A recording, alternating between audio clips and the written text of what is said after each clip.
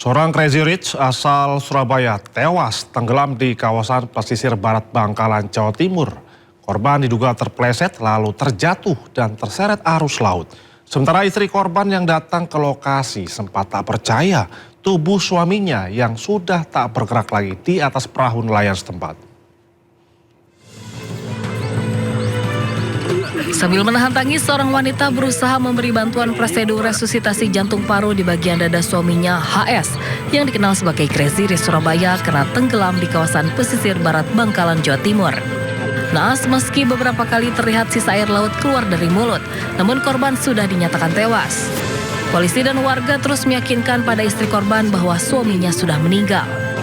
Peristiwa berawal saat korban bersama 8 temannya menyewa perahu nelayan dan meminta diantarkan ke Pulau Karang Jamuang untuk memancing. Saat di lokasi, korban terpleset dari bebatuan karang dan jatuh ke laut. Bahkan satu teman korban juga terseret arus laut saat berusaha menolong korban. Yang nolong juga ke bawah arus, tapi alhamdulillah selamat. Yang korban itu sudah tidak bisa tertolong lagi. Akhirnya telepon kaptennya langsung evakuasi, bawa pulang ke sini, dan kami menghubungi dari pihak BPBD dan juga menghubungi Polairut. Jasad korban lalu dibawa ke kamar jenazah RSUD Bangkalan dan hasil otopsi tidak ada bekas kekerasan atau murni meninggal karena tenggelam. Dari Bangkalan, Jawa Timur, Taufik Syahrawi, iNews melaporkan. Ya pemirsa, kekerasan terhadap pekerja migran Indonesia kembali terjadi. Kali ini seorang PMI wanita dianiaya 4 orang di Malaysia gara-gara dituduh telah membuat anak majikannya terjatuh.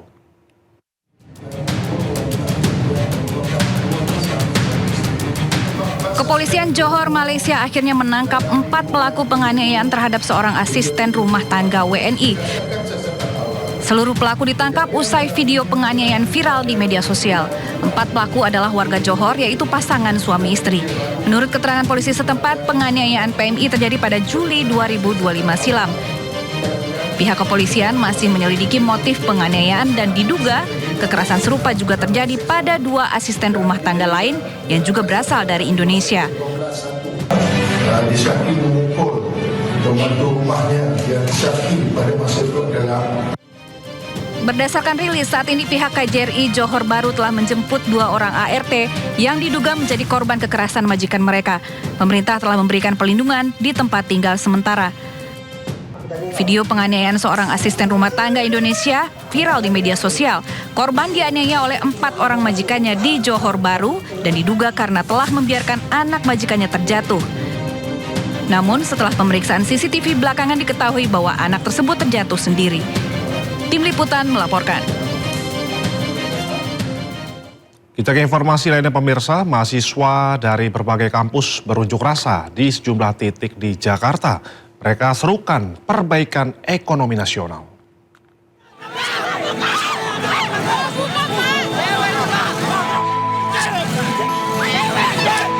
Saling dorong antara demonstran dengan petugas mewarnai unjuk rasa mahasiswa di Jakarta.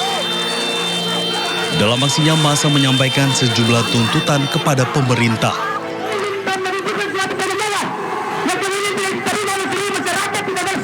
Demonstran sampaikan tuntutannya dengan berorasi di atas mobil gunakan pengeras suara. Unjuk rasa mahasiswa juga digelar di kawasan Semanggi. Petugas pengamanan disiagakan untuk mengawal aksi mahasiswa ini.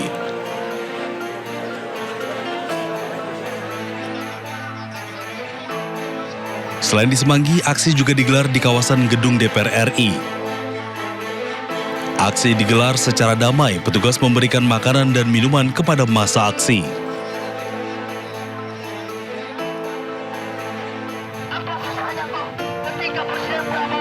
Massa aksi juga digelar di kantor Badan Gizi Nasional. Dalam aksinya, massa membawa sejumlah atribut.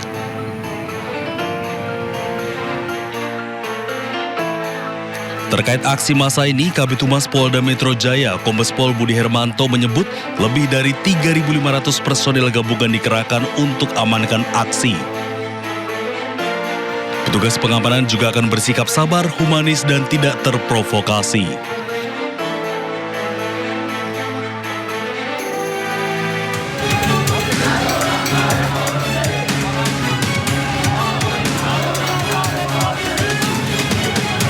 Aksi saling dorong antara mahasiswa dan aparat keamanan terjadi saat unjuk rasa di halaman pendopo Bupati Banyumas, Jawa Tengah.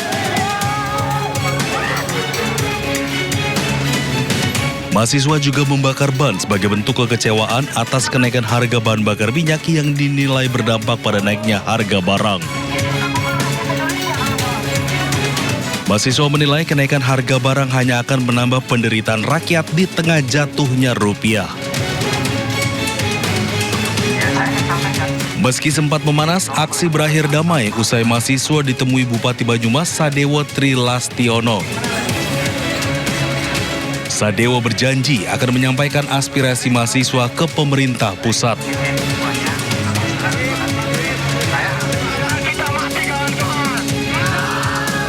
Unjuk rasa juga terjadi di Jawa Timur. Di depan kantor DPRD Surabaya, mahasiswa lantang suarakan perbaikan ekonomi. Masa menuntut pemerintah menurunkan harga BBM Pertamax serta perbaikan nilai tukar rupiah.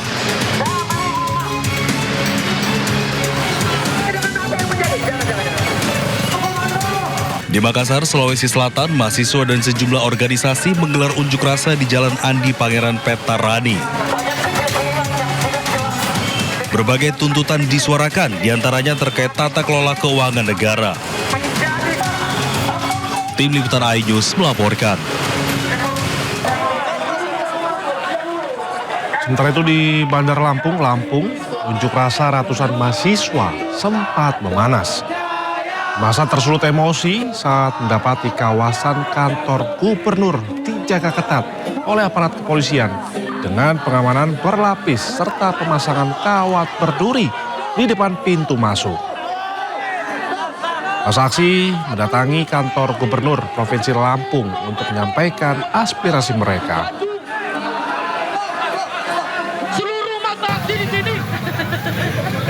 Tidak hanya itu, di Yogyakarta, ratusan mahasiswa Universitas Islam Indonesia digelar dengan aksi Long March di sepanjang Jalan Malioboro.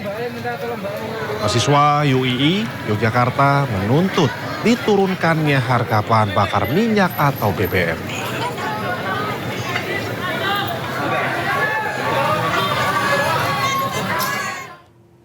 Sementara itu pemirsa, kantor DPRD juga jadi lokasi unjuk rasa pada mahasiswa di Balikpapan, Kalimantan Timur. Ratusan mahasiswa dan elemen masyarakat berorasi dan menyampaikan tuntutannya. Menyuarakan aspirasi mereka. Masa mahasiswa dari berbagai perguruan tinggi bersama masyarakat dalam aliansi Balikpapan bergerak menyampaikan 5 tuntutannya kepada pemerintah di depan kantor DPRD Balikpapan, Kalimantan Timur. Salah satunya meminta evaluasi menyeluruh terhadap kebijakan fiskal negara. Unjuk rasa mahasiswa mendapatkan pengawalan ketat polisi. Ini masih berlangsung Unjuk rasa ratusan mahasiswa serupa juga digelar di Jalan Raya depan DPRD Kota Malang. Aksi aliansi Amarah Brawijaya mengakibatkan jalan raya tutup dan diberlakukannya rekayasa lalu lintas dengan pengawalan ataupun pengalihan sejumlah jalur. Lewat mimbar bebas, massa bergantian orasi dan sempat membakar bak di pintu gerbang kantor DPRD.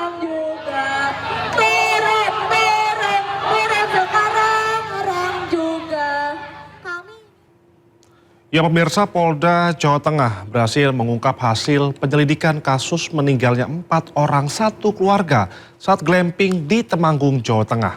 Para korban meninggal akibat keracunan gas karbon monoksida.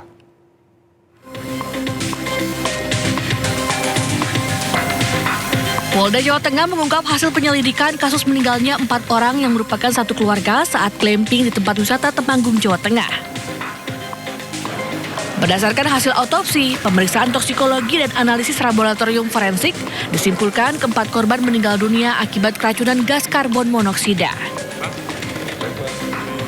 Polisi tidak menemukan adanya tanda-tanda kekerasan maupun kandungan racun lain seperti sianida. Hasil pemeriksaan handphone korban kita dapatkan posisi ada di teras. Jadi tenda itu ada teras tenda, barbecue juga dilakukan di teras tenda. Jadi hasil pemeriksaan laboratorium forensik disimulasikan ketika kegiatan barbeque di tenda, itu gas karbon monoksida juga bisa masuk ke dalam tenda. Sehingga dibuktikan tadi meningkat kadar karbon monoksida meningkat ketika aktivitas barbeque di teras tenda.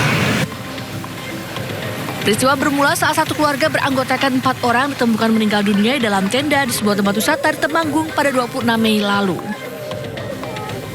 Penjaga glamping menemukan keempatnya meninggal dunia dan menemukan tungku tanah liat berada di dalam tenda, sementara kompor portable berada di luar.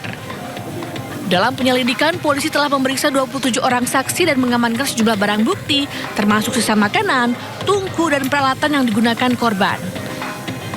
Dari Semarang, Jawa Tengah, Wisnuwardana, iNews melaporkan. Tidak terima hubungan percintaannya berakhir, seorang pria tega menembak mantan kekasihnya saat pulang kuliah di Samarinda, Kalimantan Timur. Pelaku sudah merencanakan aksi kebrutalannya tersebut.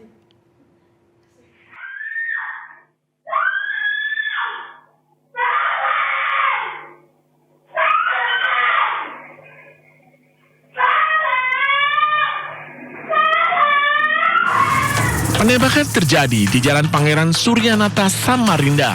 Dari hasil penyelidikan polisi dan rekaman kamera pengawas, pelaku MZ telah merencanakan aksinya. Ia meminjam senapan angin milik temannya dengan alasan untuk berburu, namun digunakan untuk menembak mantan kekasihnya. Pelaku lalu bersembunyi di sekitar rumah korban. Saat korban pulang, pelaku melepaskan tembakan dan mengenai kepala korban. Pelaku ditangkap polisi di Tenggarong Seberang kurang dari 24 jam setelah kejadian.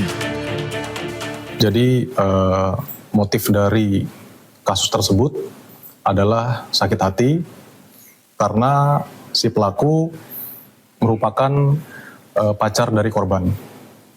Jadi si korban memutus hubungan yang mengakibatkan pelaku emosi dan melancarkan aksi penembakan terhadap korban.